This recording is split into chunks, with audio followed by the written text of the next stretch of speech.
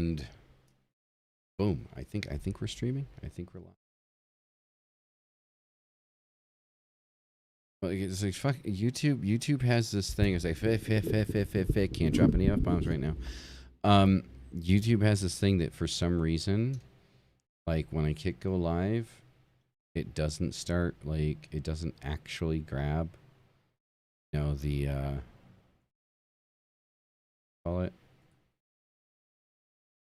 live. It doesn't say whether. Oh, okay, yeah, okay. It says it's live. Hopefully I spelled Koetting correctly. Live now. Cute. We have Mystic's voice in here. We don't have Mystic's voice in here. We do now. Mystic's voice. Mm-hmm. Yep.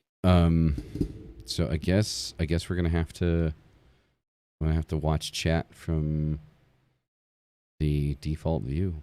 Okay, this is how this is gonna have to work then. Okay, whatever. So, ladies and gentlemen, welcome to welcome to yet again another episode of the Malice Experience. We're throwing in a bonus one here for you because we got Mystic back, no longer being silent and eating supper. So no more silent suppers. It was fun. Was it fun? Mm-hmm. I could imagine. I cried a lot. Carol Jones, welcome. Noella, welcome. Guys, yes, you're live, hon. Love it. Yeah. So, unexplained possibility. You're always doing a quick flyby. You're always, unexplained. It would be good to have you in on this one. This one would be a good topic to have you in on. Yeah, step off the broom for a minute. Yeah, right. Step off the broom and come, stop by for a visit. Because this one's gonna be you're always doing the Lion King with the Chihuahua. My niece is running outside the front door, so the ring is going off every 5 seconds, and the dog's not very happy. Ah, okay. Be back in 5 seconds. I would, but I can't this time. Okay. All right. Cool. Fly by nights. When they stay. Oh. So basically one of the reasons, like, for first and foremost, I mean, Mystic made a comment that, like, this particular topic he really wanted to kind of be in on. And he missed it for Saturday. So we kind of set it up and said, all right, well, let's do a rehash of it today. So that way we can kind of like get into the nitty gritty of it. And we, there's more information that, I've been able to kind of get on it. Now, none of the articles or videos or anything of that nature, none of that we will be viewing or reading or like make visible here on the stream. And this is simply because, like, I would prefer to leave the killer of the, nameless in the podcast. I don't want to talk about the person that committed the murders because I don't want to give, publicity to such a heinous act and, an evil person. And honestly, like, the discussion here isn't going to be about that person. It's going to be about the surrounding circumstances and the media misinformation machine that is in fucking overdrive with this shit. I don't think we made it 5 minutes in, did we? No. Yeah, about 3.5. I think I blew it in the beginning anyway. Yeah, so there goes the monetization that we don't have. I hate when we lose money we don't have. I know, right? Same here. The worst. So first and foremost, on Saturday we talked about kind of a Koetting. And again, I have to reiterate, I'm not a fan of Koetting's work. I mean, I know that some of the people in the community that I do like Behemoth X, is a very big fan of Koetting's work. And I think Behemoth X is one of the people that does actually know what the hell they're talking about.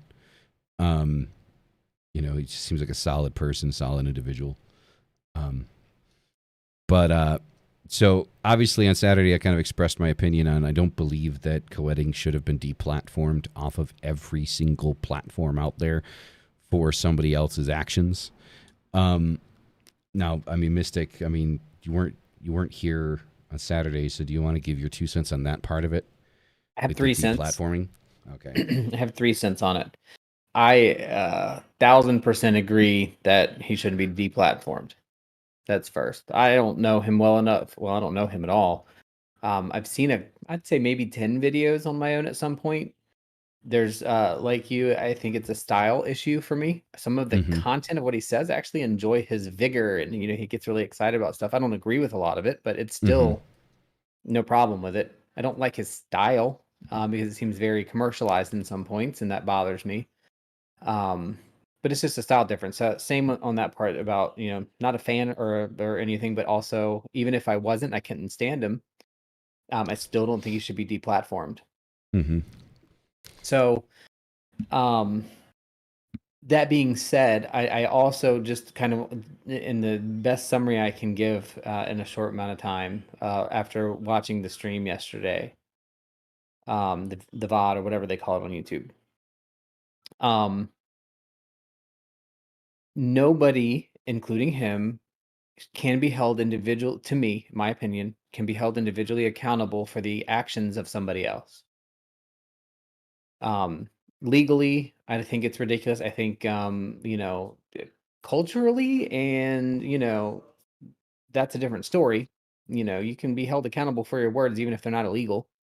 You can lose friends. You can lose access to a platform. Now, I do feel like YouTube, Facebook, they all have the ability to make that decision. I think it's a bad decision, but they can, and they Right. should be able to. They have to be. I don't think that there's a good case for forcing them to keep somebody on a platform that is private. Mm-hmm. If it was a public platform, different, I think maybe a little bit, but I think it was a bad move. I think it stifles conversation about what is true. Now we will, if those things are truly deleted and not just on hold until things get whatever, if they're gone, there's no way to for the general public to see the information, the follow up, the fallout, or make a judgment for themselves. We have created a new problem. So Right. deplatforming, I think it was terrible move. Um, don't care. I mean, I can't say whether it's right or wrong because that's their. If I had a platform myself and it got big and I didn't want somebody on, I'd kick them off. Felt like it, Mm-hmm. but um, there is a case to be said on in two case. I have two cases. That's one of them. The second part of that though is there is a case for when you have something that is that large, that big, that far reaching, that is built off of the people that use it. You do have a duty to those individuals, not just one of them, not all of them, but every one of them. Mm-hmm. And to me, that is the bigger reason why it shouldn't be he shouldn't be deplatformed. Mm-hmm. Unless he outright looks at somebody and says, I want you all to go hurt X, Y, and Z at this address. Completely different story, right? Exactly. Your general Exactly. conversation. I mean, I can get on here and be really upset and scream, all kinds of things Mm-hmm.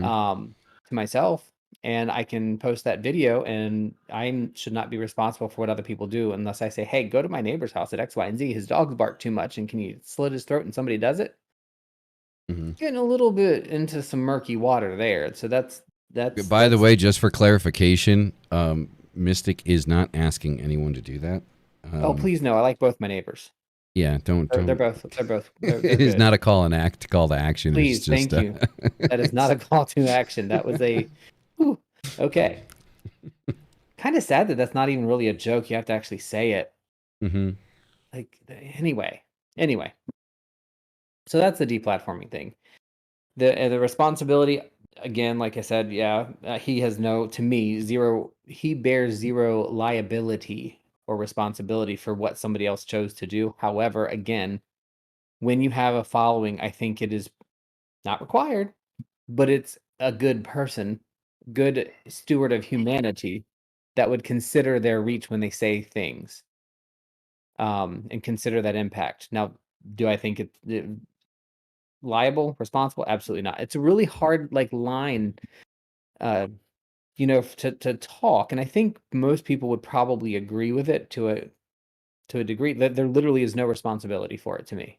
But Hmm. I still feel like if you are going to use a public platform where anybody, and I mean anybody, can see your information, you do kind of have a little bit of responsibility, is not the right word.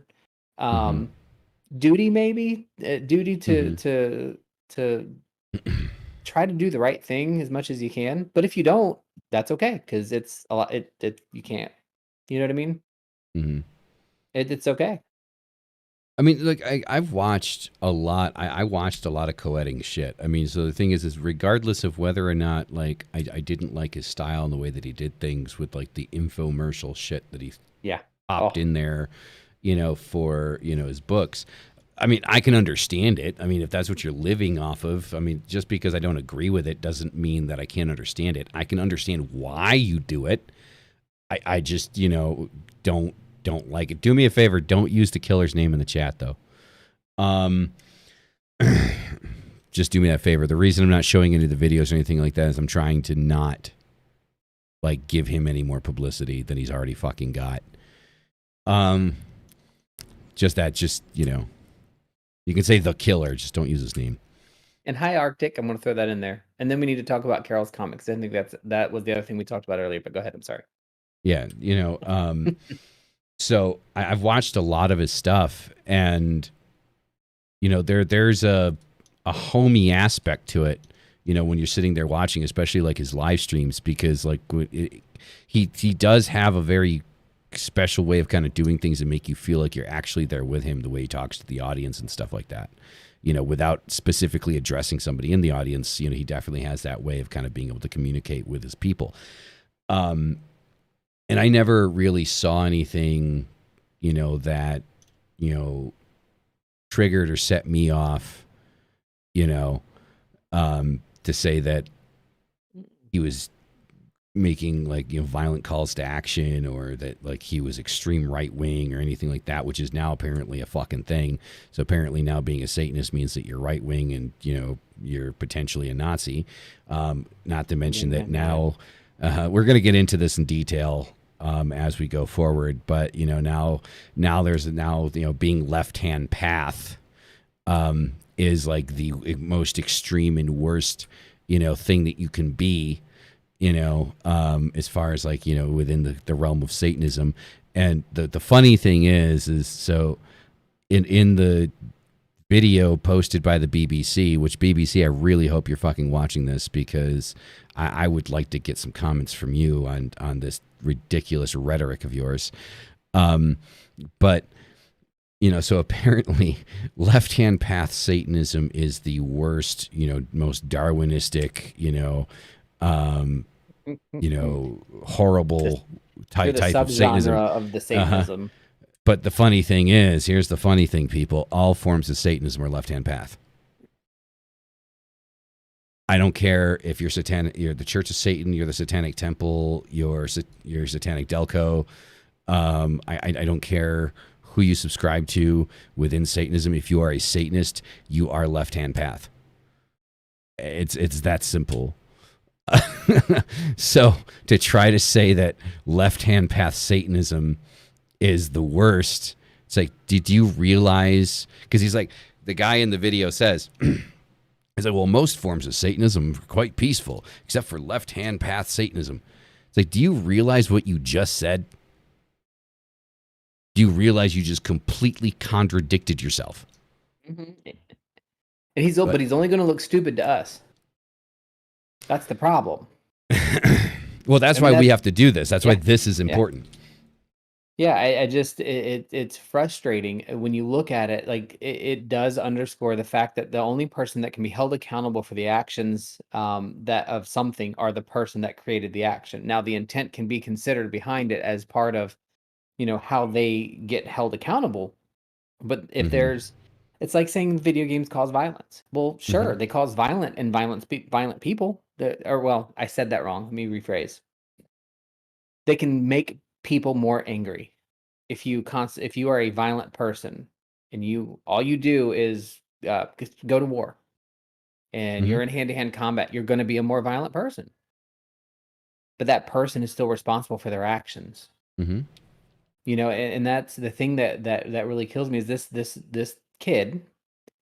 He's 100% responsible for his actions that he did. Mm-hmm. Nobody else. Now, there was evidence that there were things that were not going well for him at some point, right? Before this. Mm-hmm. I mean, it's truly before this all, happened, there's evidence that he was having difficulties. Satanism, occultism. At the very least, difficulties with his grasp on reality. True, exactly. And that's the thing, the occult and Satanism, it does draw you because it is a hidden thing, but once you get into it and learn it, it really does benefit your life. You grow from it. You become a better person through the process. And let's not even get into the comparison against who has shed blood over Christianity, right? But I'm digressing too far from my point with this specific thing is there is no way that I could ever consider or come up with an answer that says Koetting is responsible for that. Mm-hmm. His mind is not his being the killer's mind is responsible for that. His interpretation, his reading comprehension, his verbal comprehension, his potential mental illness, his family life. Those are the things that created who he was. He made the decision to do this. And in order to go to that point, people think that I'm delusional when I talk about, grounding. And, no, I don't see Carradwin, doing her cauldron in the sky. Some people do, sure, if that's what helps you get there, but that doesn't make them delusional. It becomes a delusion when you hold on to that belief that you are going to get something or something is going to occur that does not have a basis in reality. Mm-hmm. And it's very easy to go after Satanism, occultism, and all these things because they're the marginalized group. Mm-hmm. And they, those same people that are going after LHP, Satanism, and all those things are certainly not going after the 2 Christian kids that killed somebody, or the Crusades. Anybody? Uh-huh. And it's because it's marginalized, because it's something that is quote unquote hidden. It is very interesting. It does pull to people. I think that is a big piece of why people get into Nazism. Mm-hmm. It's because it gives them a sense of belonging that they are searching for, and I don't want to say luck of the draw, but I think back to the first time I ever got interested in Wicca. I don't know that I would have at that time if it weren't for the people that were around me that were involved in Wicca. Granted, I eventually grew up to something else, but if the difference that nobody's taking into account is because A, don't know what Satanism is, or B, they're just using it as a buzzword regardless, which is even worse if they know what it is and they're still using it. Well, I mean, that video that we watched, before was full of so many buzzwords. Every buzzword. Every buzzword you can think of: far right, Nazi, extremist, misogynist, white supremacist, any and all buzzwords that you could think of. Okay. We're in that fucking video. And I'm sorry, it was a far reach.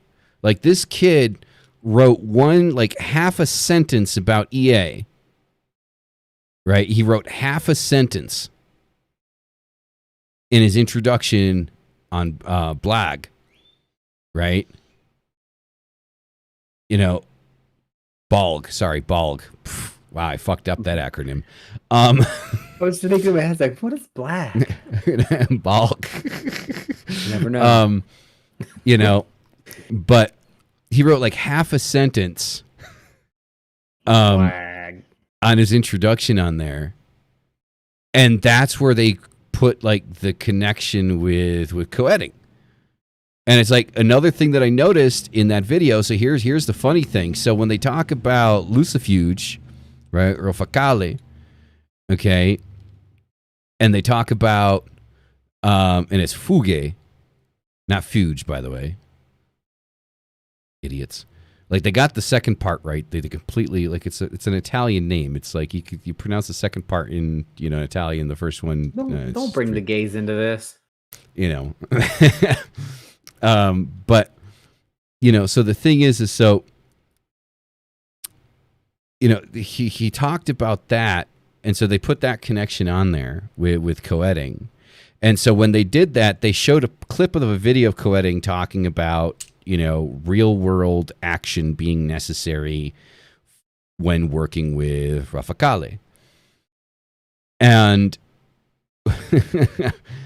right after that, when they started talking about, well, in his books, he explains how to kill people with a knife. Where's your clip to support that? Like, you had no problem showing you had no problem showing a clip of him saying that you need real world action. It's like, I could sit here and say, when you pray to God, you need real world action. Mm-hmm. Right? If you pray to God, you need real world action. Nothing's going to happen out of what you want in your life, without real world action. To say that real world action is necessary in anything, whether it's a prayer, a ritual, or whatever, is not indicative of sitting there and saying that, well, you need to go kill people and sacrifice them to, whatever demon it is that you're working with. That wasn't said. That wasn't said. And the very few things that I've seen with Koetting talking about, human sacrifice, it's a general encompassing conversation about the concept of human sacrifice and why people did it. I have personally not seen anything that supports Koetting, supports the idea that Koetting is saying that to go out and commit human sacrifice, or any type of sacrifice for that matter. So that piece was very poorly put together, and was put together to scare the right people. So it's got elements in there that are going to scare people that are on the Christian right, because, well, you know what? The evangelical extremists, if there's one thing they're terrified more of than the left, they're scared of Satan. Right?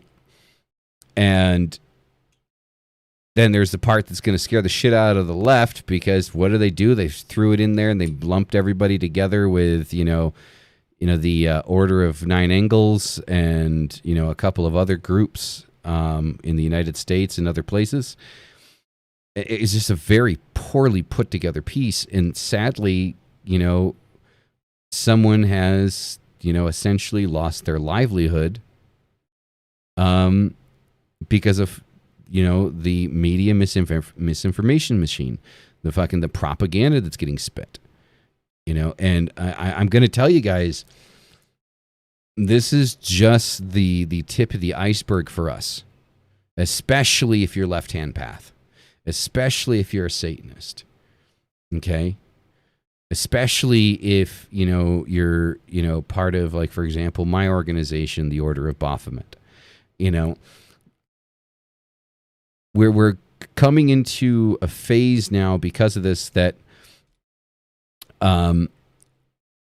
when somebody that is completely innocent, Koetting, of any crime or really any wrongdoing, because a few people are freaking out, has been completely removed from the internet, like he doesn't even fucking exist. Koetting has been erased unless you go to, like, Balg. Like, you go to his website, become a living god. And that begs the question, what's next? How much do platforms like Facebook, YouTube, Instagram, or Twitter or wherever, how much do they need to justify having you removed because you're trying to express an idea? They don't need anything.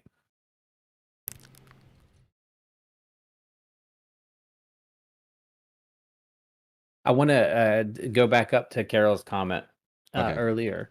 The moment they ban someone or something, they just create fascination in it. Surely it's better to debate and discuss it rather than ban them. 1000%. But to take that even a step further, not only does the banning create the interest, but now we've created interest in the Order of the Dark Angels or whatever. Angles? Oh, whatever. But interest in that, more interest in Satanism, more interest in everything that is associated with it, without any of the supporting information that went along with it. And again, there's a lot of things I didn't agree with or don't necessarily like about E.A. Koetting, and I'm also no master of his knowledge either by any means. I never followed him. I just watched a few videos, but there is now a vacuum to suck in those people that are on the edge and want to learn a few things and want to get into it. So you're going to see a big bump in that. And then at the same time, all the people that don't want to figure it out for themselves are going to jump on the bandwagon that the BBC has created. And that's where you create the division, which is the goal. And it's frustrating. Because they don't need anything to ban you. They don't need anything to ban you. It's a private company. They can make any decision they want to make, but there has to be some kind of response about it. So I'm hoping enough people will have a response to say, look, if you have a guideline already in place and they clearly violated that guideline, that's one thing. Otherwise, you're going to have to change your guidelines. And if we don't like it, we're going to have to find another platform because guidelines are necessary. Some protection is required. There's no question about that. But the private companies can do what they want. The problem is they're private companies that act in a public way. So it just creates a big zipper space. It does. I mean, and I mean, hanging out in like Koetting's chats and his live streams. I mean, I honestly never really saw anything, malicious. Nothing left-hand path, right? Because that's the malicious one. Apparently. In his chat, right? I never like reading the comments and things like that. These are people that are legitimately interested in learning the practice, learning and how to kind of move forward. And he's been very successful in building a business around, his religious ideas, So exactly, Demon Nikki. I completely agree. Demon Nikki says, I think there needs to be a balance because too much or too little of anything can potentially become a problem, especially when it comes to censorship. I completely agree with that. And so the one thing that I think I need to tell the community and anybody that listens to this, whether it's right now in the live or in the pre-recorded, is if you are frustrated by what is happening right now, I'm with you. I am very frustrated by this. And this is taking into consideration that I wasn't the biggest fan of Koetting. Like, I mean, and it had nothing to do with his belief system. It just really had to do with his choice of plugging his very infomercial nature. When he was doing lives and videos and things like that, which I understand. I understand why he would do that. That's your living. It just wasn't a fan of it. It's a style thing, I think. Yeah, but you got to push your business. I just don't know. There's no hate there. I just didn't really like that particular aspect of it. So because if you look again, like just as an example, if you're wondering like who do I think does it correctly, I think, for example, Behemoth X does it very, very well. He saves his advertising for example, his ritual work that he sells to people at the end of his video. He has a plug spot at the end, that says, hey, ritual, taking ritual requests, contact this way. And that's pretty much it. And I think, doing it that way is probably the best way to do it. But that's neither here nor there in this particular case of what we're talking about. We were talking about the potentiality of, or the precedent being set that, just because we believe in something that other people might look at as dark, quote unquote, we are opening ourselves to a plethora of bullshit from platforms like YouTube, like Facebook, like Google, and the media. Again, we are being attacked. And if you're frustrated by this, I'm with you. I am very frustrated by this. The one thing that I'm going to implore everybody on here is be wary of what it is that you do and what it is that you say. Because of this, because this is fresh, us and what we believe in is now under a microscope. And by being under a microscope, anything and everything we do, it can be used against us. Anything we say, anything we do can be used against us. And it's just almost like, I feel like I need to say in a court of law, apparently, but the court of public opinion. And so, and now one of the reasons why I feel like, so for example, like, for me as, a philosophical Satanist, as,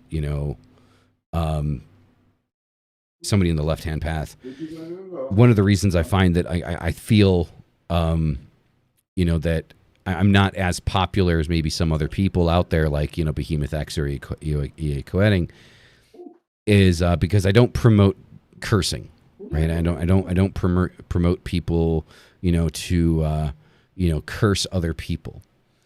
Now, sadly, here's the thing: a lot of people kind of get confused by the difference of not doing something and not being able to do something. Okay? I don't curse people by choice. Doesn't mean that I can't do it. And it doesn't mean that I tell you that you can't do it. You can do whatever to God you goddamn well please. Right? I mean, if you want to go curse somebody, by all means, knock yourself the fuck out, as long as it's not me.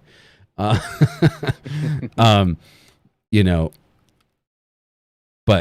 don't get confused by, there's a difference there, well, I mean, we got Mystic in, and Mystic wanted to kind of like drop in on this particular subject. It's a hefty subject. I mean, there's a lot in that 5-6 minute video that we watched, that needs to be covered, especially the buzzwords. Okay, Satanists and people in the left-hand path are now being directly correlated. Like there's a direct they're trying to create a direct correlation between certain forms of Satanism and, neo-Nazi, ideologies and, racist ideologies and far-right ideologies. When most of the time, like, let's be logical here, people. If you're a right-winger and an ever-Trumper, chances are you're not a fucking Satanist. You're right. I mean, let's just face facts, shall we? Okay, most of these fuckers are evangelical extremists, as I like to call them. Which is what they are. Exactly. But because of, bad press coverage, as always, they never, out of all the people that they could have interviewed, out of everybody that's into the path that would have been open to be interviewed to discuss what they believe in, all the way down to fucking Eccles. I mean, that guy is, he's pretty left-hand path. You could have, they could have interviewed Eccles as like, to bring in more clicks, and gotten a decent answer out of the guy, about what everything's about. But to sit there and, say, and publicize just one guy, and like somebody said earlier in the chat that it sounded like a hit piece. I'm not completely, against that idea. It does seem like it's, it feels like a hit piece because the only person being targeted is Koetting. That's it. I mean, I think if there was a conversation about, Nazi extremism and all this other stuff, that they would kind of go after that part of it. I mean, that's exactly. But it's not going to get the same rating because that's been around for eons. Exactly. So Yeah, bearded gnome. Yeah, it is. It has been a very banned. It's been the guy's online presence has been completely nuked. Right, the man has no online presence anymore other than his website. Like anywhere that he did exist is gone. Like between Twitter, Facebook, and Google, they kind of band together and just that was it, done. You know. And it's amazing how easy that is. Is like you go through these guys. He had years and years and years of work and videos, on his platform, on his channel, with decent content in there. And he just got completely fucking nuked. It's just really really fucking sad. It honestly really is. So, but the one thing that I'm going to urge everybody not to do, like I said, everything that we do as, people on the left-hand path or as occultists in general is going to be under a microscope now. So if you're going to curse somebody, do it in the privacy of your own home. Don't talk about it. Don't publicize it. Don't put it out into the open. Because, the moment that you start mentioning curses and shit like that, people are automatically going to draw a parallel back to this. Right. And then you're going to be, watched. Why? Because, you're doing something that, has been proven to has, caused people to commit violent acts against other human beings. Being sarcastic, by the way. Schizophrenia. Exactly. And if you get called out, if you're out in public and you get, called out by somebody for being who you are, for wearing your inverted star, for, what the hell ever it is, right? Oh yeah, they did, bearded gnome. They did fucking horribly. No, and then the stupidity of whatever doctor or whatever person that was towards the end of the video That was embarrassing. Had like the pure and utter ridiculousness and stupidity, the absolute ignorance. Okay. Hey, Behemoth X, I'm honored to have you here, and you just keep doing what you're doing, man. 100%. It just the thing is the absolute stupidity to turn around and say to say left-handed Satanism. And it's like, and again, I'm going to reiterate the point. It's like, do you not realize that all forms of Satanism are left-hand path? Like every form of Satanism, whether it's Church of Satan, Satanic Temple, what the fuck ever, it's left-hand path. The absolute stupidity and ignorance to sit there and say, well, this particular form of, left-hand path Satanism, which is extremely Darwinistic. And it's like, dude, you need to play that back. Because that was just, that's just ridiculous. And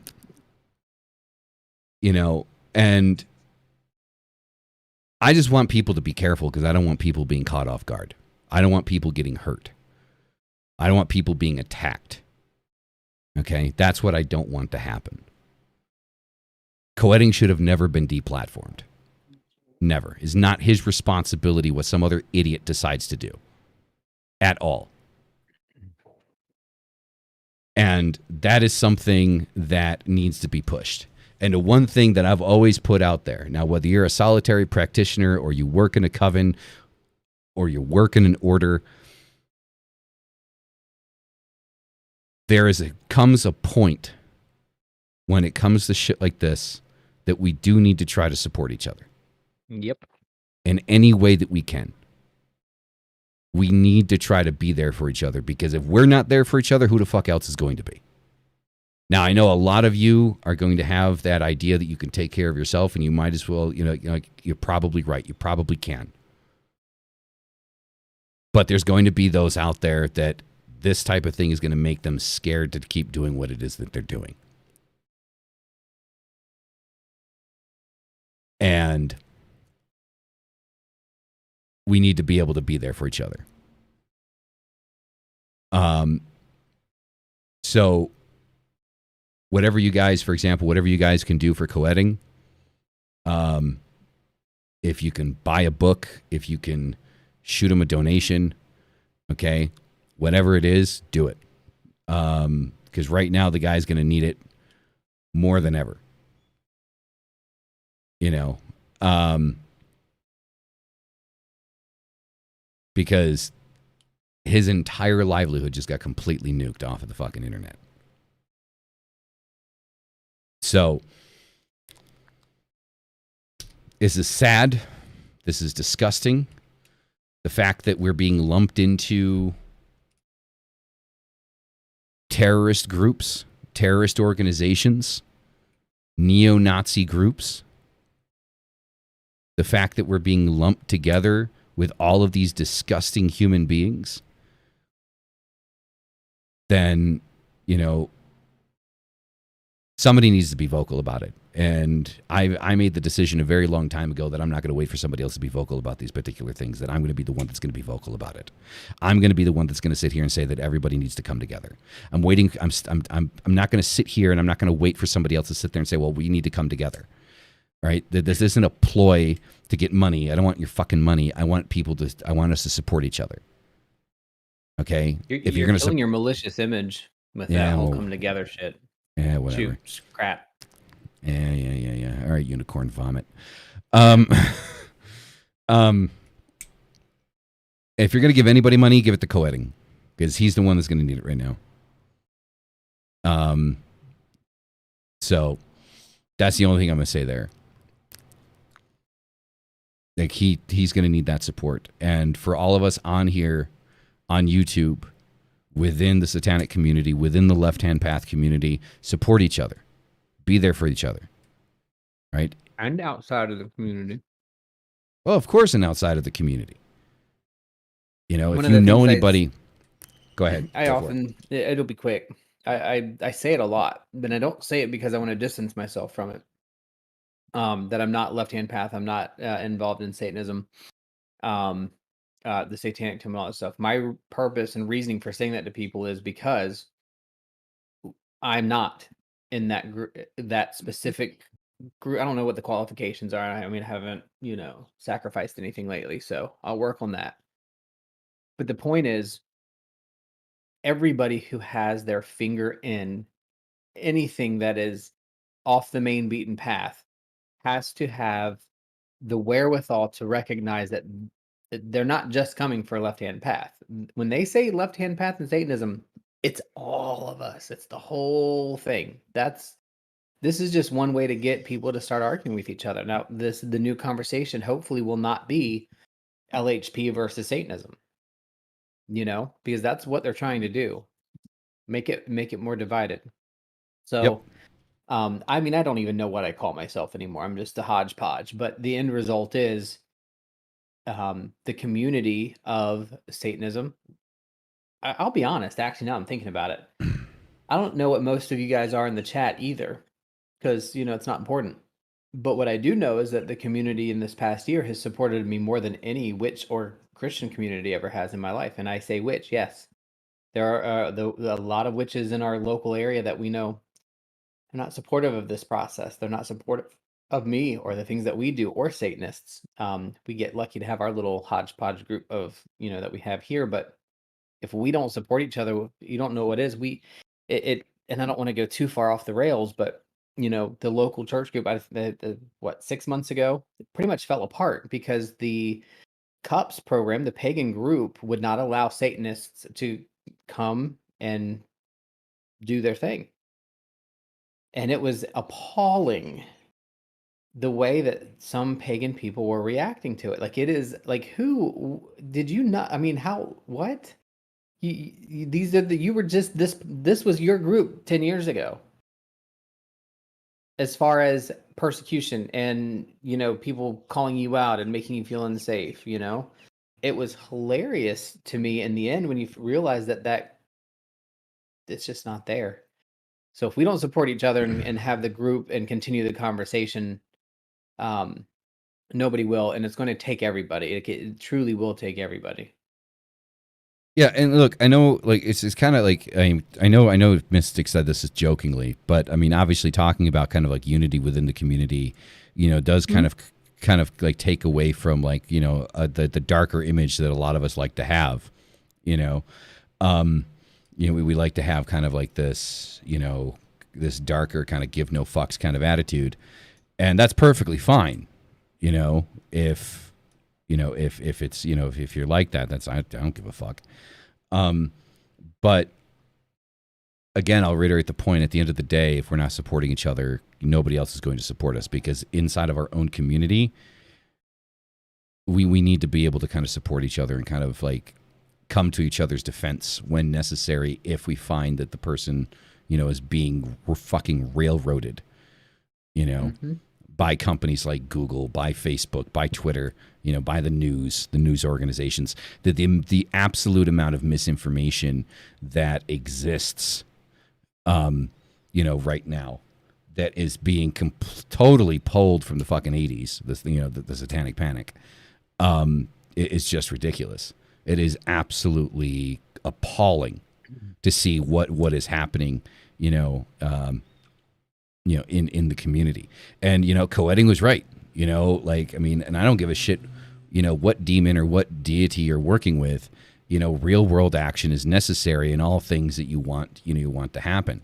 You guys know that, I founded, the Order of Baphomet.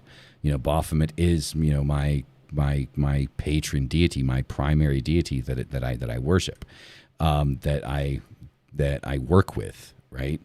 I do 90% of all of my dedications are always to Baphomet.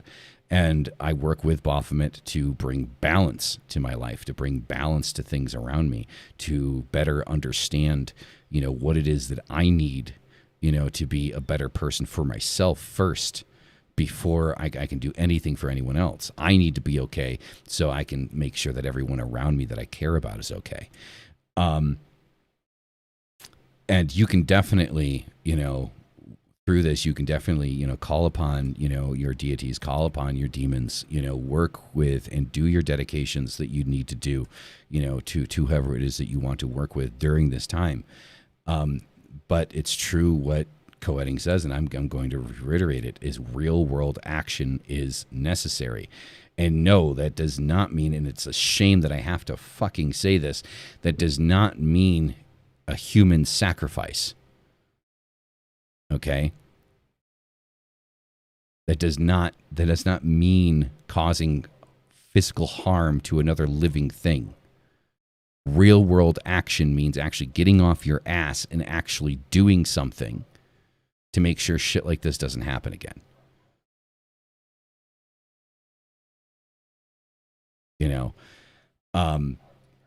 I am shocked that in here towards the end of 2021, here we are at November 1st, 2021, and we still have to be having this fucking conversation.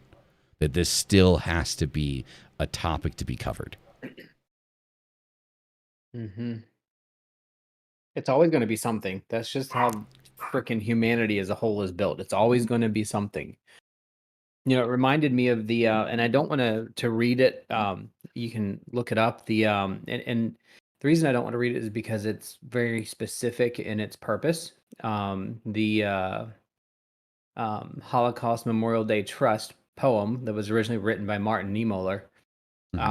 You read it, you can Google it, you'll know it, you've seen it. I don't want to, like I said, I don't want to share it because it's written very specific and it's not a comparison. But the point is still there. That we are still having these conversations, and it makes no sense to me anymore. Like, and in just everyday life, like I still hear it. It's like, what do you have to do to recognize that before you speak on something, you have to know it, learn it, find out about it. Don't speak on that professor. It just bugs me. Oh, just bugs me. Just oof.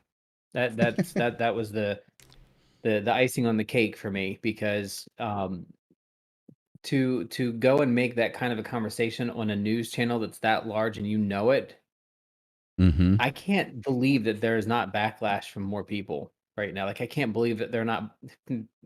They should pull him off the air. Should boycott him. Well, see, He should this lose his is job at the professor. I'm just kidding. I don't believe that, but I'm just saying they did it to Koetting for what he did. Why can't we do it to him for saying wrong things about people? Where does it mm-hmm. stop? Exactly. No, exactly. You know, and the thing is, you know,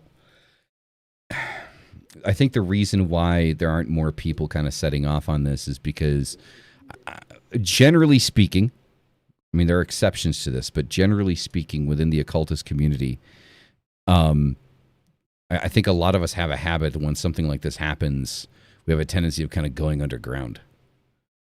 You know, we kind of bury our heads in the sand. You know, and because what happens is you become afraid that's going to happen to you. You become overly cautious and think that if you're going to speak out, I'm going to be completely honest. If my channel gets banned tomorrow, I don't give a shit. I'll make another one, and then I'll make another one, and then I'll make another one after that, and then I'll use a VPN, and I'll make another goddamn channel. I don't care. Okay, I don't care. If they want to ban me because I'm speaking out against their stupid bullshit, then fucking ban me. Do it. I dare you. I dare you. Go for it. Fucking try. Okay? There are 100 different ways around your bullshit. And I will figure it out. All right? You're not going to keep me silent. All right? I'll use a different pseudonym. I don't care. Mrs. Malice. I like it. So, it's just, one of those things, it's embarrassing think at this point, isn't it? It is. To think that that's even an issue still. It's just, there's no words for it. I have to joke about it because it's just so far out that it's even an issue anymore. Like, it makes no sense. No, it is. It is. And the fact that, I mean, somebody has to, I mean, it just comes down to just somebody has to, come out and say something. So somebody has to say something, because there have been a lot of people talking about it, but none of the people that I've seen talking about it are talking about it in the way that we're talking about it. Like bringing out, why this is wrong. It's they do it more for the clicks because,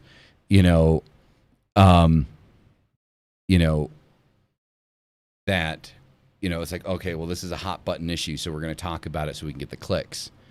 I'm not doing this because I want people to watch this. I mean, I do, because the more people to watch it, the more the message gets out there. But I'm doing this so that warning is out there to bring us together, to defend each other during these issues. In our community, as occultists, I don't care if you're a Satanist, if you're a Wiccan, if you're pagan, if you're whatever. In our community, right, we have medical personnel, we have lawyers, we have judges, okay? There are many, many people that can do a great many things within our community if we only banded together. If we only truly banded together, we could create a scenario where when it becomes necessary, like right now, that we can band together and become highly organized to defend each other against detractors and misinformation and propaganda and rhetoric.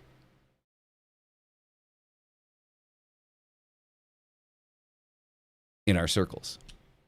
But the only thing that makes that really hard, though, is part of the non-conformist, non-organizing is what draws a lot of people into the occult. We like our small groups.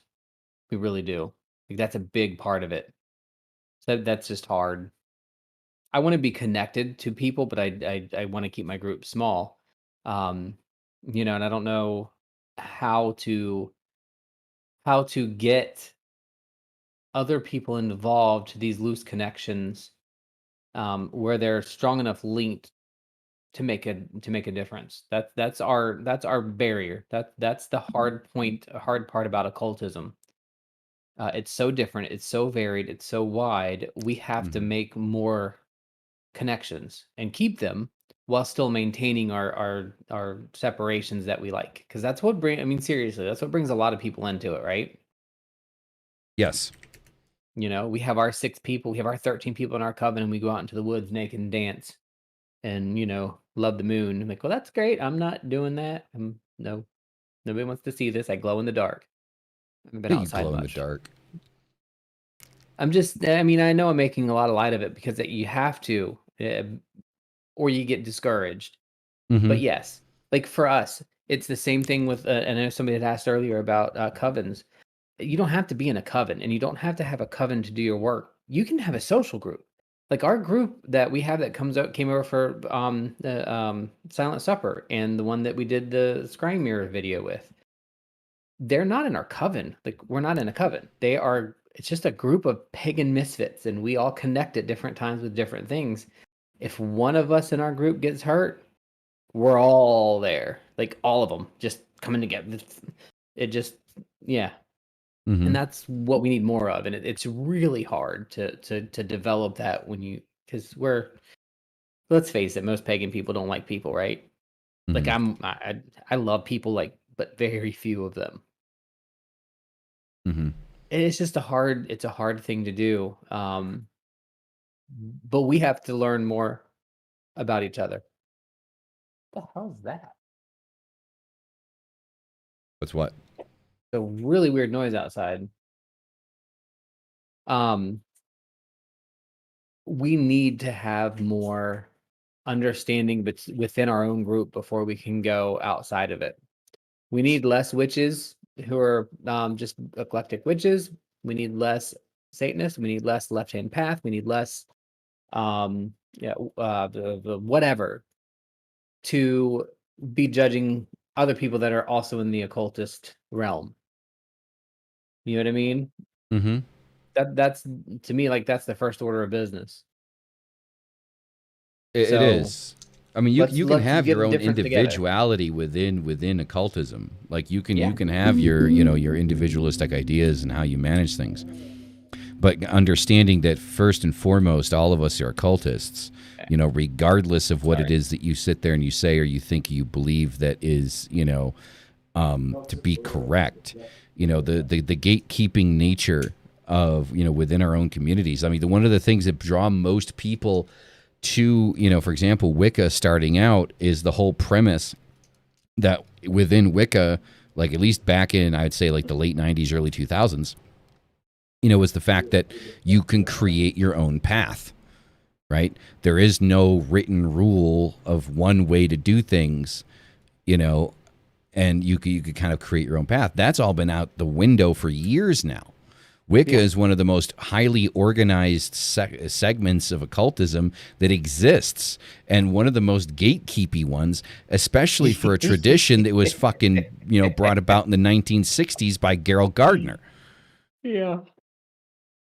And it's like, wait a minute, you're sitting here telling me how to do shit when you're like, what the fuck? You're the entire, I mean, nothing against Wiccans, but the entire premise of Wicca was made by a guy that just wanted to get fucked. Yeah.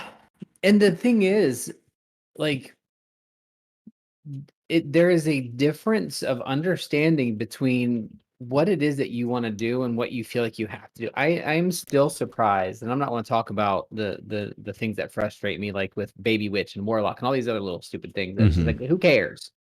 Right. But the amount of infighting that we have within our own groups is insane. Like you can't be a witch because you do hex jars and you've done a hex and a curse before. I'm like, okay, none of your damn business. Bye, thanks.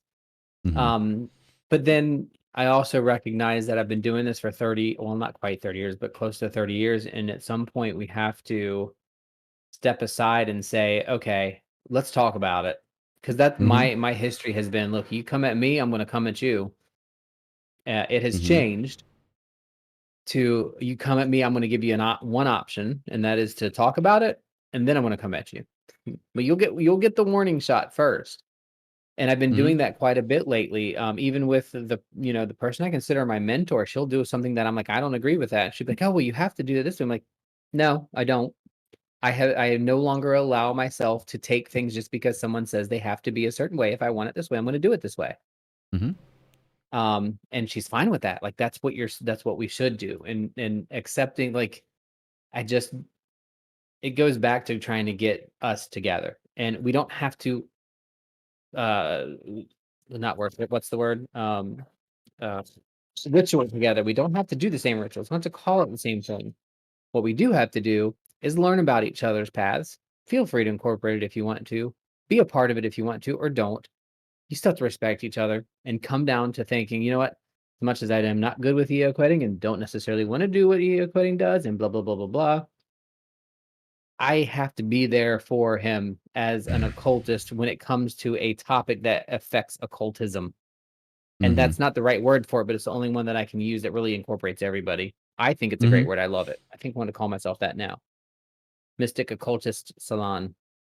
Yeah, no, I mean, never I mind. think, I mean, honestly, like I started using occultist because I think that like the one general term that I think encompasses everybody, left hand path or otherwise, is at the end of the day, we're all in some way, shape, or form, we're all occultists. There Yeah. is a practice of magic and the mystical arts, and or what would be considered the mystical arts. And I think occultist kind of covers the whole shabam, Hmm. pretty Well, well. it's the same as with Christianity. My mom the other day, she's got a newfound glory in God and Christianity. And I just told her, I said, you know what? I don't believe the way you believe, but I'm glad you believe. And she said, you too. That was it. We didn't argue about it. I gotta go find Jesus. Dated him when I was like 19. Oh, wait, that was Jesus. But still, the point is, we're able to still communicate and discuss our own practices and not judge or argue somebody else for it. It's so crazy. And like Ball talking about shamans and Wiccans, like I know of somebody that calls themselves a Wiccan shaman. I don't I get mean, it, hey, all the power to but him. yeah, I don't get it. But you do you, boo. Sorry, I had to steal it from you. No, I've like a very good friend of mine years ago. I mean, still to this day, calls himself a Druid Christian. And I remember the first time he told me that he was a Druid Christian. I just kind of looked at him, raised an eyebrow. I was like, huh? But I didn't give him shit for it. I was just like, hey, man, you do you. It's all Yeah, good. tell me a little bit more about how that works. We have a Don't heavy ask druid me. practice. I have no idea. Don't ask me. I didn't dig into it, That's and too funny. Shafar, makes hopefully I hopefully I didn't butcher your name there. Hopefully it is Shafar. Says Hmm. most who say left hand path don't know it from yoga, I didn't and know it before I knew you. I had no and clue. the way that I look at the left hand path is I look at the left. Thank you. I look at the left hand path like this. The left hand path, the difference I think between myself as somebody that follows the left hand path and other people within the occultist community is there's still many people in the occultist community that are afraid of the quote unquote dark side of, or the darker area of practice within magic. And I think just like the way that I've always explained it is that light and dark exist simultaneously. Neither one is good or bad or evil or anything. It just is, and each one brings about its own benefits. I've always used the example of the flower in the field, that when you see it and the light shines off of the flower, you look at it and you feel overwhelmed with joy because of the beauty of the flower. You don't become angered at the night because it takes away the light and the ability to see, the flower. You understand that the night brings about, you know, um, you know, yeah, rejuvenation, healing, rest. It brings about things that, are necessary, for existence. The night exists for a reason. And then that the next day you'll still be able to see, see that flower. The flower doesn't cease to exist because the night consumes the light, right? So I feel that being left-hand path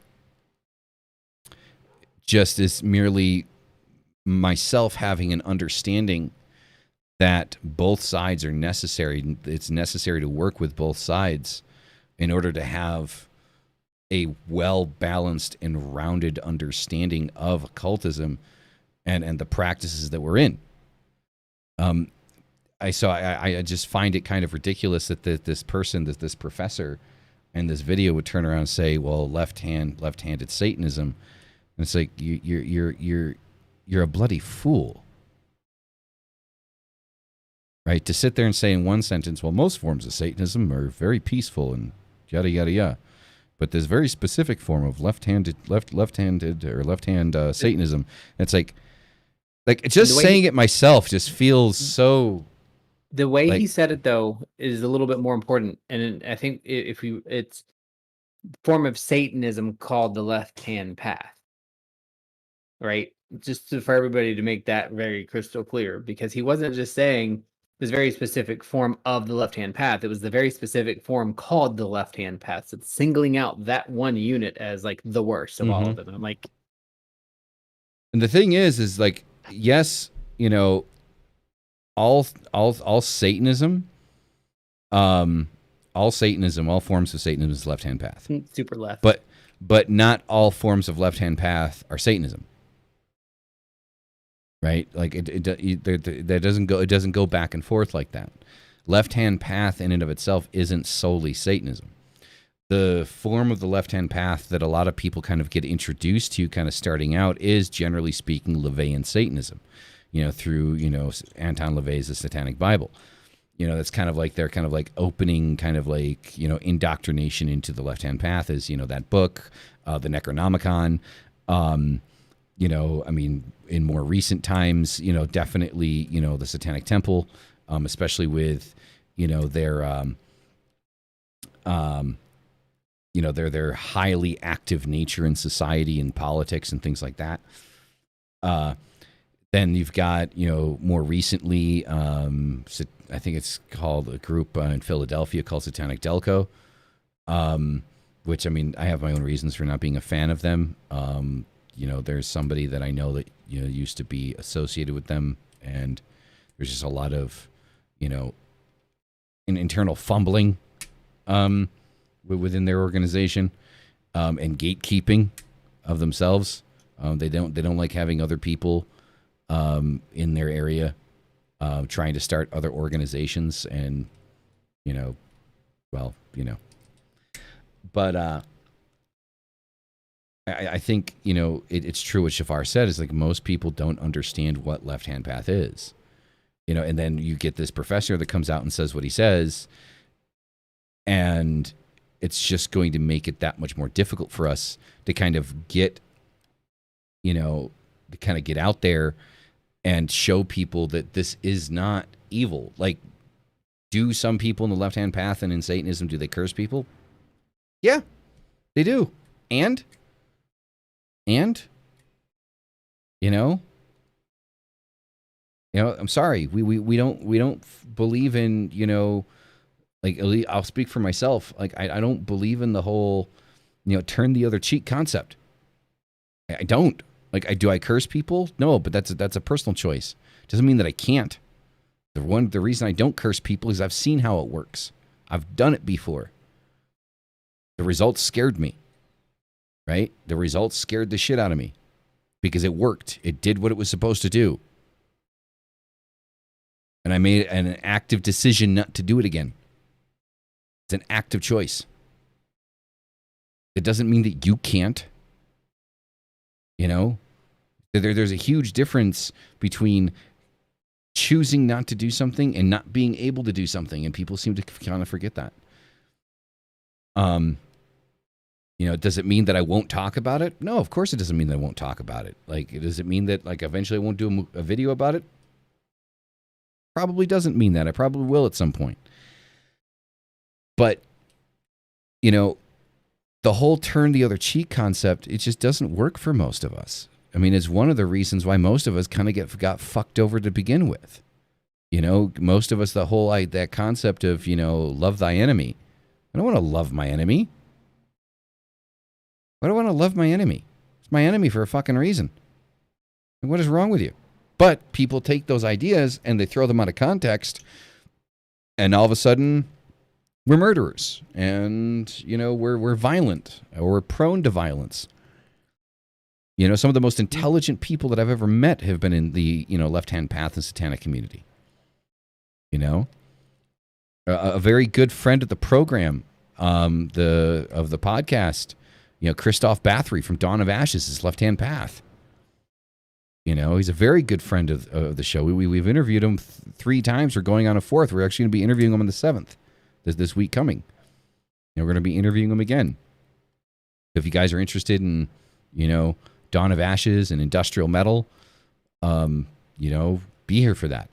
You know, we're gonna be interviewing on the 7th. So. And end of the line here, we've got to start doing things differently, guys. All right, Koetting was probably one of the largest influencers in our community that I'm aware of. And he's gone. Like, I mean, he's still around, right? They didn't assassinate his ass or anything, obviously, but it kind of made it seem like it was a bit more fatal. But he's gone. Like, IG, gone. Twitter, gone. YouTube, gone. Facebook, gone. And I don't doubt it that if his website isn't hosted privately, if he doesn't have his own servers for his website's probably the next thing that's going to get hit. Because that's generally how these things go.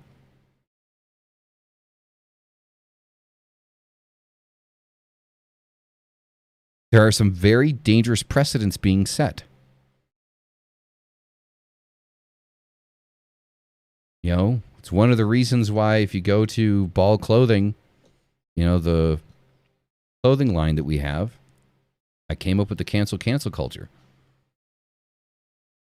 It's going to start ripping us apart. And just like Mystic said, these people, the way it seems, is it looks like they're trying to pin us against each other. They're trying to create some type of separation between the left-hand path and Satanism, and trying to create a separation, a divide. Because what happens when you create a divide? Divide and conquer. Right? Why do you think that occultism and paganism and things like that haven't grown as exponentially as it possibly could? Because we don't work together. We have a tendency of fighting inside of our own communities. That shit needs to stop. Live and let live, fuckers. Like, you know, stop trying to point out, like, you know, the differences between you and other people. And like, oh, you're doing it wrong because you need to do it this way. No, if it works for that person, it works for that person. You do you.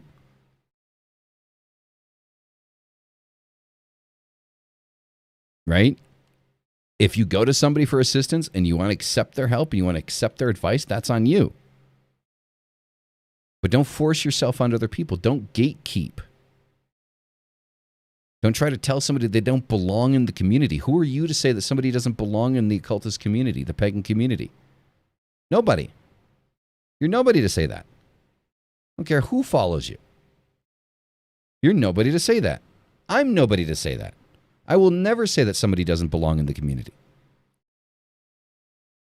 I can say that I don't agree with somebody's practices. I think the only thing that would cause me to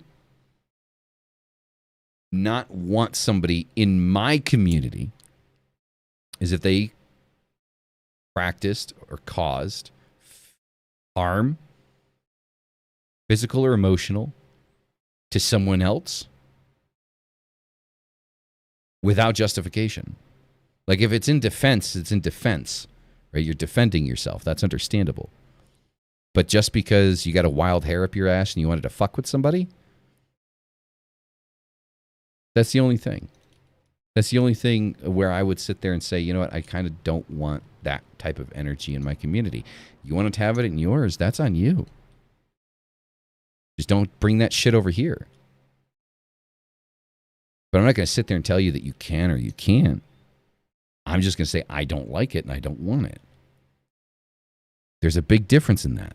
There's a big difference in telling somebody that they're doing something wrong or taking a stand and defending like your own ideas and saying, you know what, I respect what it is that you do. I just don't want anything to do with it. And we need to start understanding that balance and understanding that difference of allowing other people to do what it is that they feel like they need to do for themselves and allowing ourselves to do what we need to do. Because if you're sitting there and you're so worried about what other people are doing, you're not working on your own shit. And let's face it, as occultists, there's always more we can learn. None of us know everything. There's always more that we can learn from each other. And if we actually learn to come together and actually help each other and support each other inside of the community, as a community, that could become a reality. We could actually start to grow. We could actually start to see that exponential growth that all of us want to see. Because not only are we allowing everybody to do what it is that they feel that they need to do personally without trying to create some type of, organized religious or theistic aspect to things.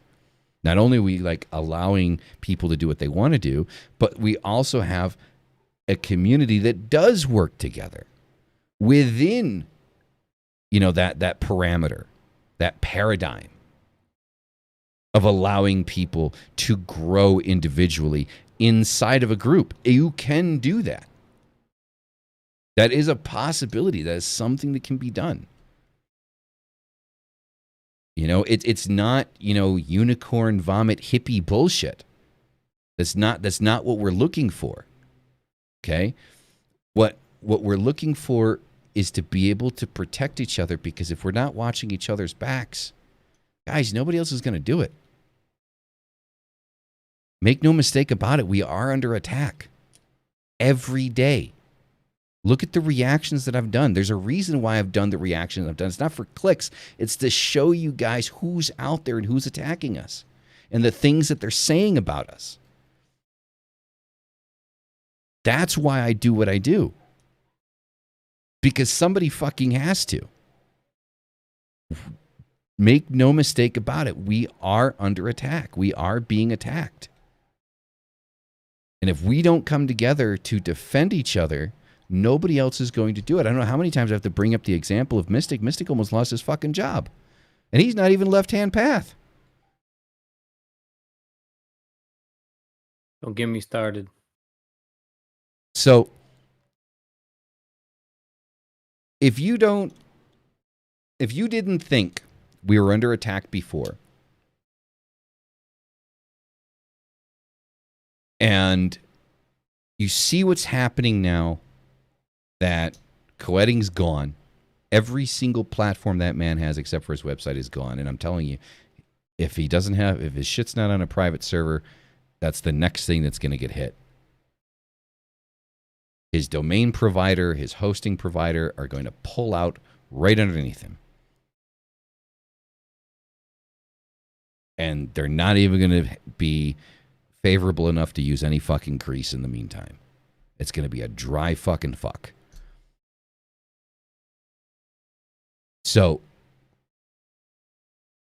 if we aren't going to defend each other, then this is what we've become relegated to. Drama, bullshit, and frivolousness. We've been relegated to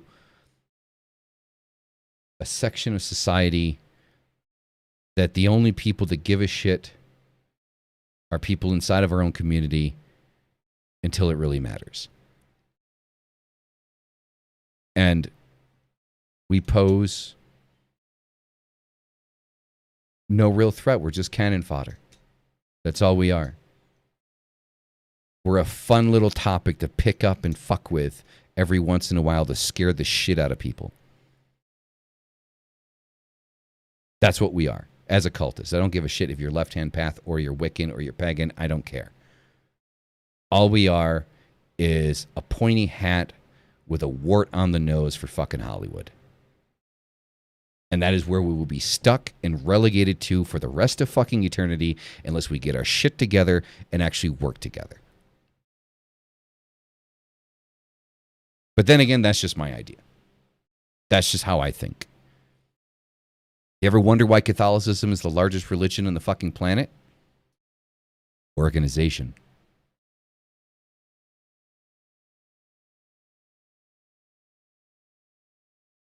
I'm not saying that I want us to be that. I definitely don't want us to be this. I don't want it to be an organized religion. But there are areas where we can organize to help each other and still maintain our ability to be individual. Go ahead, Mystic. It looks like you want to say something. No, I mean, it's just on the same vein. I don't want to beat it to death. I mean,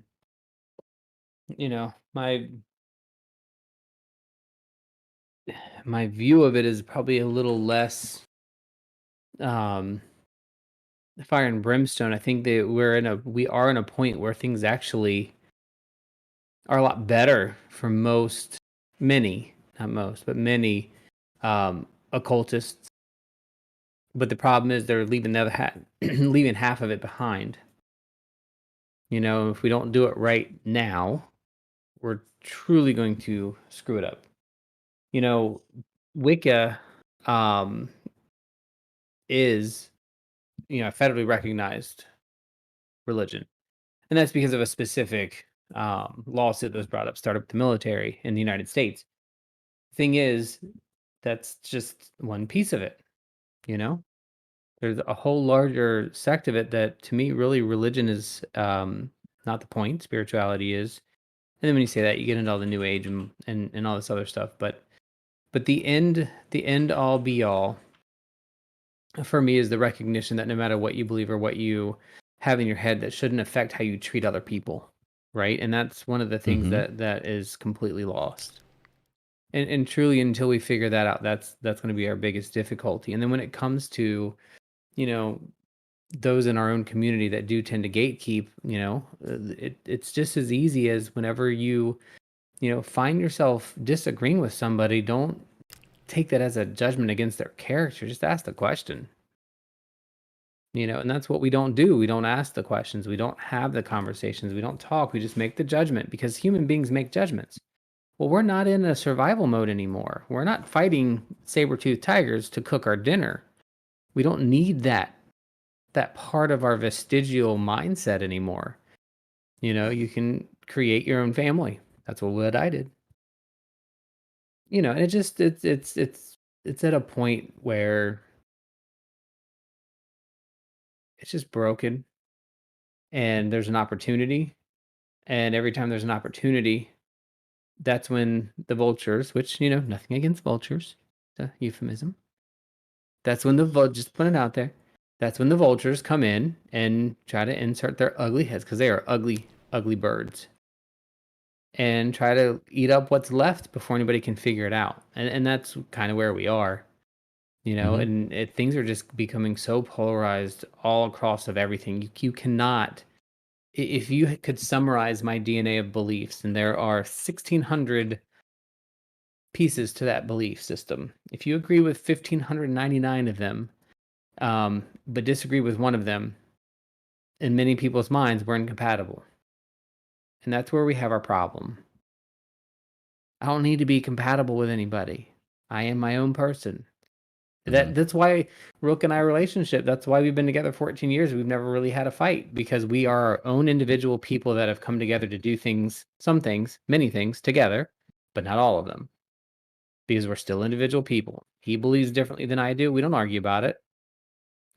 It's just, why would anybody want to be with, I don't want to date. I don't want to be with myself. I don't want to worship with myself. I don't want to go to church with myself. I'm terrible. I need something different. But we don't talk. That's it. I mean, that's the thing, is there's not enough people talking. And not talking like this. This isn't necessarily what I'm talking like literally on a day-to-day basis. We're not having conversations, Facebook for me has recently become a closed door. It's no longer social media for me. It is literally a place where I share things that I like so that I know in a year it's going to remind me to share them again. That's it. Pretty much. Because the amount of trash that I've been getting on there is just unbelievable. How negative and terrible people can be for no reason. So it's all deleted off. It's all closed off. So it's useless. Yeah. And a So lot of that's coming from our community. it is. Gay people are even worse. Don't get me started on us. I'm serious. Like, oh my God, terrible. You don't go to the gym? No, I don't go to the gym every day. Your body's a temple. Yeah, my body is a temple, and I'm going to eat that damn chocolate cake, and I'm going to die just like you are. I'm going to enjoy my food. You can enjoy your dumbbells. That's not a personal attack, Malice, because you worked out. That was something. It's a conversation I actually had with somebody else. Okay. No, it's I I'm just didn't saying. think it was. Yeah, I'm just saying. Like, it's stuff like that. I'm like, we're all going to be dead at some point.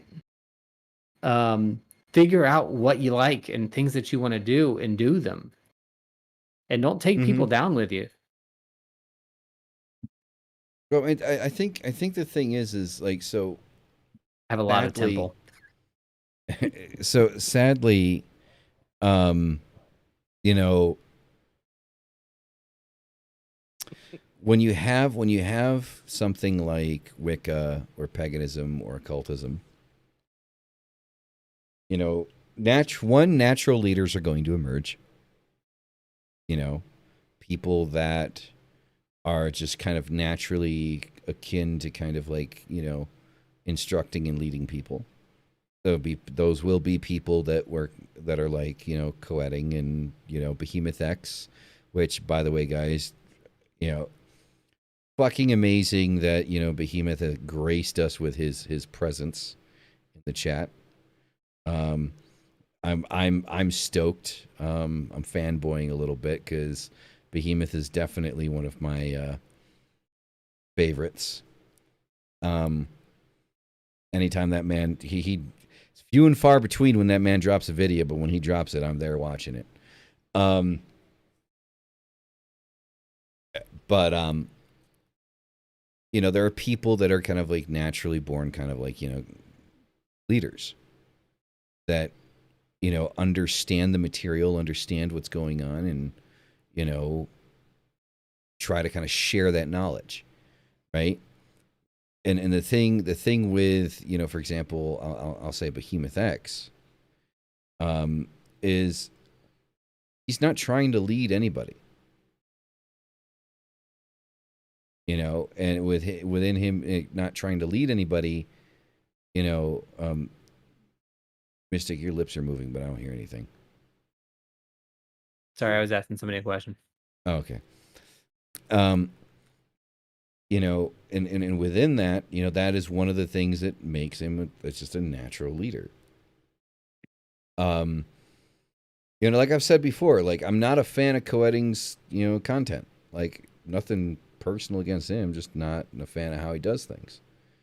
I mean, if you look at how, for example, Behemoth X does things and how Koetting does things, it's very distinctive, and there are very concise differences in how they do things. I prefer how Behemoth does things. It's just personal preference. It's nothing against Koetting. Still think it's bullshit that he got, deplatformed. But the sad thing that happens inside of the community, the point that I was trying to get to, is there are people that see opportunity in trying to create something for the only purpose being of leading. That their entire intention is to lead people. And sadly, when they do this, these are generally the people that don't have all the facts. They don't have all the information. They piece things together and just spew stupid rhetoric. And they do happen to get, a decent following, right? There's one person that comes to mind very quickly, when I name that description, is the name that will not be named. Let's just say it starts with an L and it ends with an M. I was gonna read it backwards, but then it's like MFL mother something. Oh, I just thought of something really good. I'm not gonna say it on here. Oh, okay. I think you and I are on the same track, because when you said that, this one thing popped in my head. Shit. And so sadly, it does kind of take all of us to kind of come together and kind of put the pieces together. Right? Again, we need to allow individual growth into our own individual paths. That's the beauty of this. That's the thing that brought us into this. Every single one of you, what brought us into this was the idea that you could build your own path. You could put your own path together and follow what makes you feel whole and what makes you feel complete, and not needing to apologize for it. That needs to be a core element of what we do. And if you so decide to branch out and reach out and, try to teach, and people listen and they consume that information, that knowledge, then good on you. Good job. But if you're coming into this because you see a vacancy for a leader, the next Anton LaVey or the next Graves, or the next whomever within this community, and your sole intention is to sell snake oil, get out of my community. Because that's not what this is about at all. So I think we're going to run things a little backwards today. One thing I actually forgot to ask Mystic, we can't have a podcast without the weekly tarot read. And I did a big tarot today. I can talk about that one. You can talk about that one? Was that a general one, or was it specific to one person? It was I did a 2 private and 1 big general, like yearly post Samhain read. Okay. So you could talk about the general one, like the. Yeah, I can talk about the Did I leave? I'm trying to see if I left the deck out. I think yeah, I still have, because it's a different deck. I haven't used it before. I tried to get my other light on. I have well, you know what? I'll turn this one on. I just freaking hate it in my face. Yeah, I thought it would have been the other way around. I thought you would have liked it in the face. Oh, I do much, but not. I prefer it in the dark. I can't use this deck though to do any more reads, because as I was doing the read, I heard some noise, and it's actually one of my video jump cuts. I heard a noise. I'm like, what happened? Why? What is this weird noise? And it was my dog eating one of my cards out of the deck. Oh.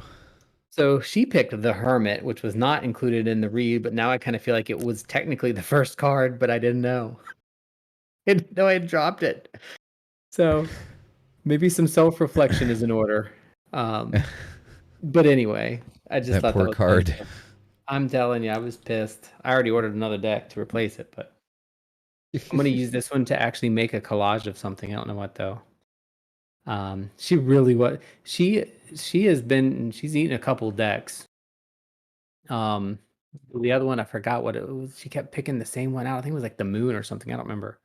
Mm-hmm. It was hilarious. But anyway, so I used this deck earlier to do, like I said, a post Samhain read. It was the Forest of Enchantment Tarot. I've had it for a long time, about a year, and I've never used it. And I just felt like it was the right time to kind of bring it out because it's very very nature oriented and magic, kind of like mystical magic kind of thing. And our group is me, the weirdo, a Wiccan, uh I don't know what they call themselves, wizard basically, but that's not what they use for their own terms, a druid, um and then a lot of people who are considering paganism. So it was a big hodgepodge, and it was a deck that worked. That's all I'm gonna say. So I believe I kept the nope, I didn't, I lied. I usually keep the cards. Oh, I did, like right on top. Um, they're just backwards. So I'm gonna pull them back out. Just I have to do them backwards real quick. Oh, perfect. Look at that. I can't see anything, so I know I haven't pulled it up yet. I haven't shown it yet. I don't. You don't ever end with tarot. So first card could have been the Hermit, but it wasn't. So universe did not want me to see the Hermit. Maybe that's the message for the Hermit. This is not the year to stay into yourself. It's go out. Don't retreat. Goes with the message. So our first card that we had pulled earlier today was the Liar. And the Liar in this deck is the Fool. I'm sorry, not the Fool, the Devil. In the Devil's location. And instead of the traditional tarot meaning of, break the chains that bind you, you create your own thing. When you think about the devil from a perspective of, if the devil doesn't exist, then you have to be the embodiment of the devil in that moment. The same thing is with the Liar. Look at the things that you're doing and things that are coming across to you, and don't lie to yourself about them. Are you really doing what you say you're doing? Are you really being careful with what you say you're doing? Are you really trying to grow in the way you want to grow? Are you doing the things? Are you taking the call of action that you're talking to people to actually take? But for your individual self, not for everybody. So this read was really about your own individual call to check your own integrity and your own veracity, I guess is the best way to put it. The Liar it's not about like, oh, you're a liar, you're lying about things. It really is talking about your own personal introspection. What are you holding yourself back from? And there is something. And so for this again, a post-Samhain spread, it's all about once you've if you if you experience it, or if you practice with the turn of the wheel, it Samhain is the time of not communing. I can't think of the right words now. I'm getting tired, but working with your ancestors, inviting your ancestors in, recognizing that even though you have ancestors that you have never met, they have affected how and who you are now. And so when you look at it from that perspective and you have all this information and you're allowing the connection, are you really listening?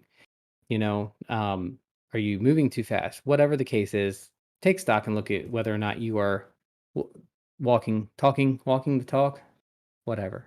You know what I mean? walking the walk, The talking the second, talk. well, yeah, thank you. Make sure that you're actually walking what you're saying. The next one was the Enchanter's Wheel. So the Enchanter's Wheel is, as most people probably recognize, probably similar to a Wheel of Fortune, but in this case, we're really looking at the web. And the spiral is one of those things that is found in nature. It's very, very beautiful, very perfect in many ways, and at the same time imperfect in a complete way. So when you look at all the connections and all the things that are on there, it is true that everything that you do affects somebody else, whether you know it or not. This includes the energy that you expend and that you take when you're thinking and processing through the things that you're doing. So again, post-Samhain, we have invited our ancestors in. We are recognizing the process. We are recognizing the benefit you got from it, even the ones you didn't get along with. Let's say like my uncle was a complete dick in life. When he's in death, you know what? He's still my ancestor. He still shaped who I am and the things I do today. So yes, I honor that him as an ancestor. The web reminds us that when we do something, it affects other things, and it may not affect something directly, and you may not be able to perceive that effect, but it does have one. So if you are looking at the topic tonight as an example, if you are thinking that it is a good idea to bring people together, well, go out and freaking bring somebody together. Take the extra leap, take the extra step, go out, meet somebody, be careful, but do what you say you're going to do. Also goes back to the Liar. Don't lie to yourself. If you're not a people person, you're never going to go out, then don't act like you're going to. Just say, oh, it's not for me. I'm going to find some other way to help bring people together. Maybe I can run a website to help somebody else do it when I'm not able to. The Weaver of Visions was the third card, and the Weaver of Visions was really about the intermingling of all of the things that we learn and do. So the Weaver of anything, obviously, is taking one or two or three, four, five, six, seven, eight, nine, 10 things and merging them all into one. It really does also fit the conversation tonight too, in the same way, because when you are weaving your visions, which are cups in this particular deck, your emotion, and I hate that you always go to emotion with water, but it's not just emotion; it's experiences, more even than emotion. So you're weaving your experiences together from, for example, my I don't want to call my dad out too bad, but he's a little lazy, and very antisocial. My mom, super social. I learned some of the things from her, some of the things from him. I weave them together into the person and things that I do today.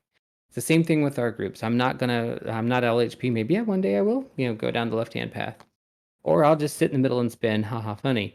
But no matter which way we go, we have all these different experiences and different people around us, and we need to weave those experiences together to have, we still have the red strand and the blue strand. There's still the red strand and the blue strand, but when they're together, they make a mosaic of this weaved pattern of things that can offer the support to the community.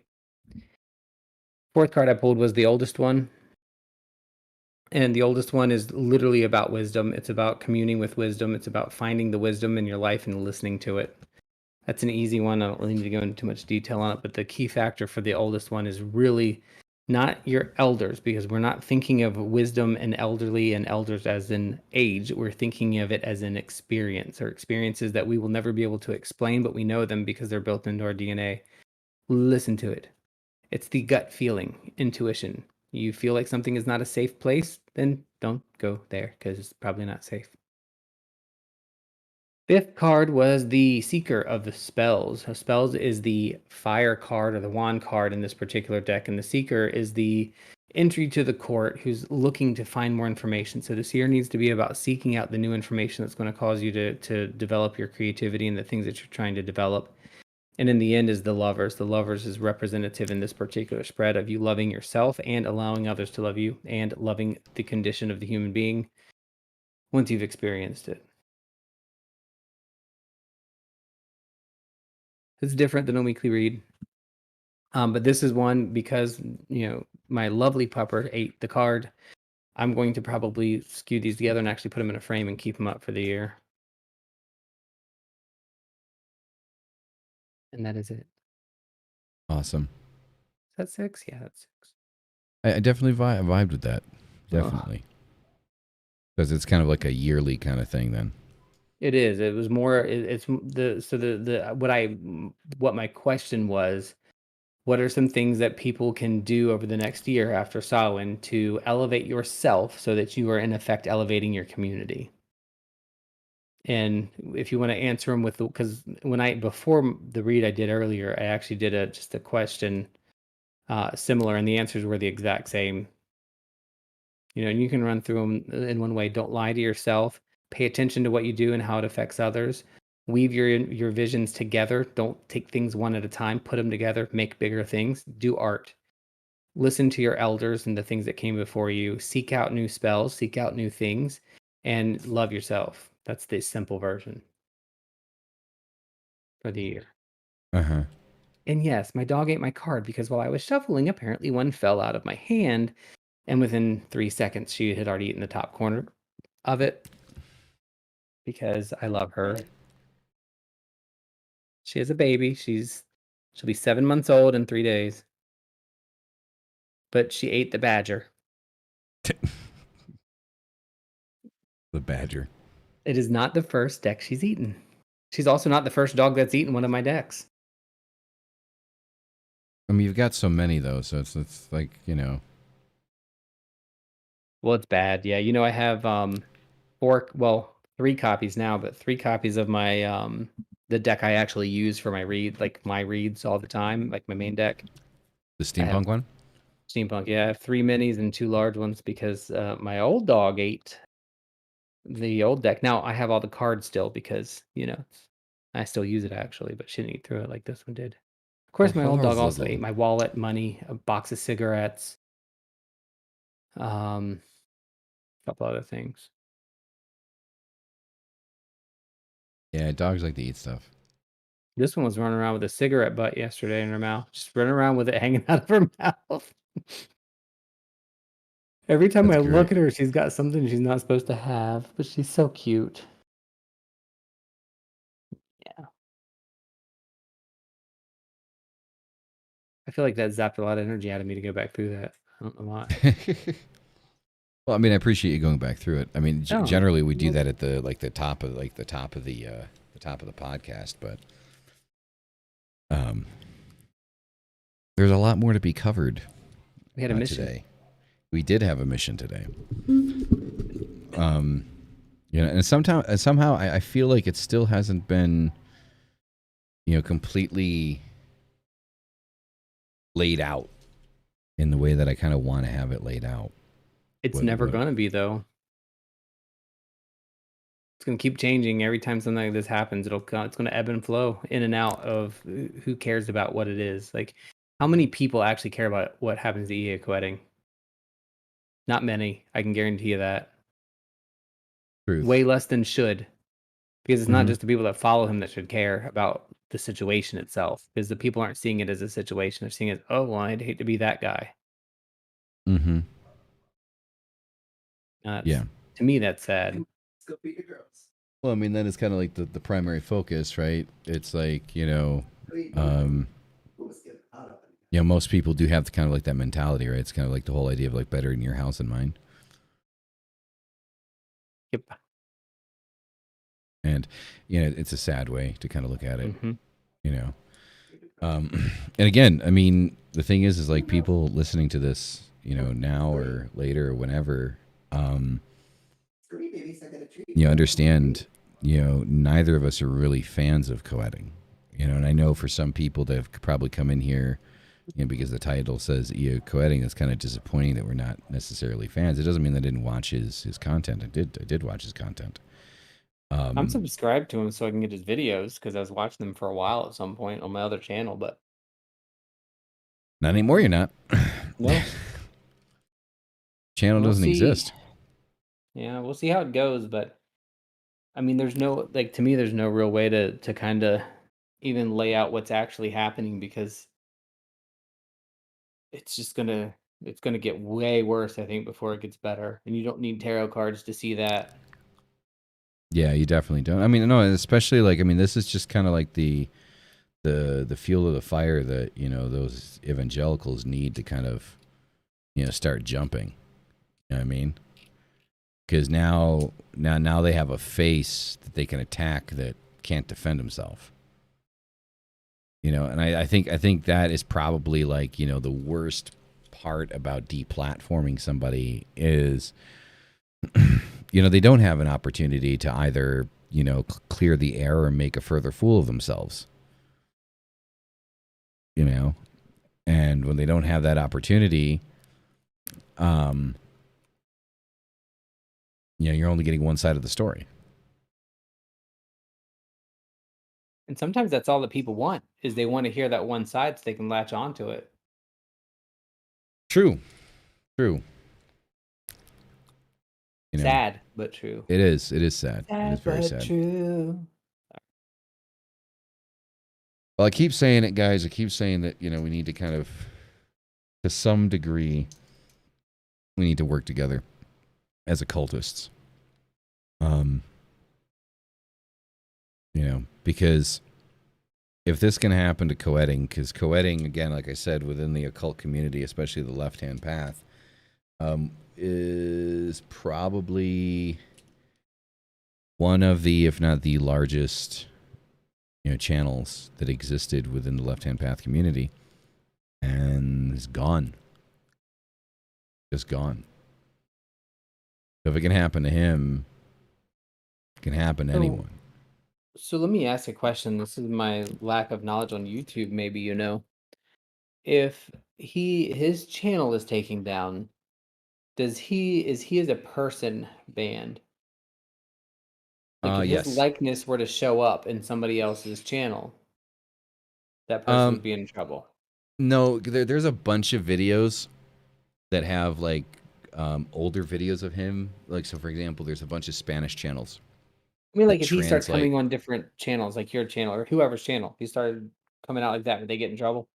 Well, there's one way to find out. I can reach out and see if he's interested in an interview. Yeah. One way to I just find don't know out. how that stuff works. Yeah, that'd be interesting. I know it's been in the news or in conversations before where, I know on Twitch there are certain people that, depending on the type of ban, if they Mhm. show up in somebody else's stream, that person will be banned or can be banned. But it's a Yeah. very specific type of ban that they do. Like, what's the dude's name who was pooping on the toilet?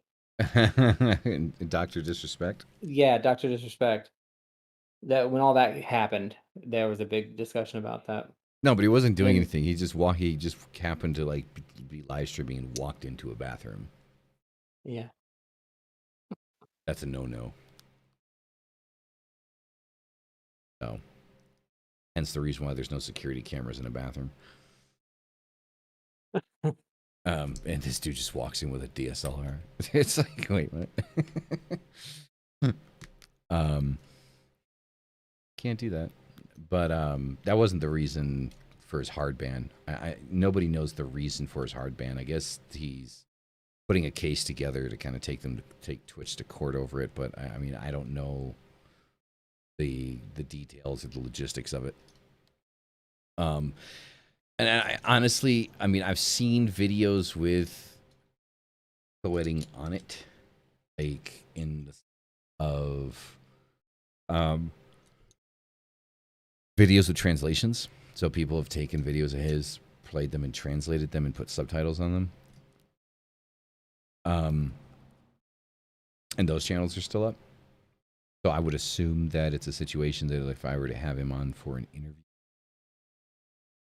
I think, I don't think that there would be a problem for us. Don't.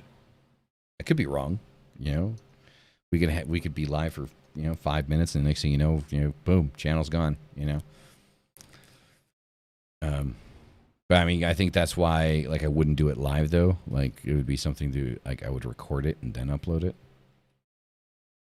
yeah, that would probably be smart. So then, we can see what happens there. I mean, I could reach out and see what happens. I was just curious. I mean, I'd be interested to hear. It'd be Well, I mean, interesting to show directly support, even though I can clearly, say I don't, agree with a lot of what you do, but to be able to show support for somebody in the community, regardless of that, would be kind of neat. Well, I mean, I think for like the way that I do things, I think that would be the best way for me to support, what's happening, is to give, Koetting a platform and a way to, kind of defend himself. Because I think it's very important for people to be able to defend themselves and kind of present their own arguments to things. My guess is he's probably not going to respond to anybody though, because there's probably a legal component now. I wouldn't doubt it. But I mean, still, I could reach out. The worst thing is going to happen. He just doesn't answer. Yes, in the entertainment world, people, the worst thing that somebody can do is ignore you.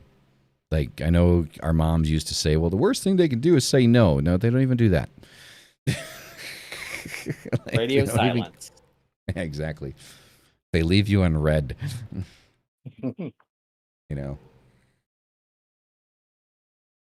mean, but I don't hate people because of it. Like, I mean, I understand it. Like, I can't tell you guys how many times I have messaged Behemoth trying to get him on for an interview.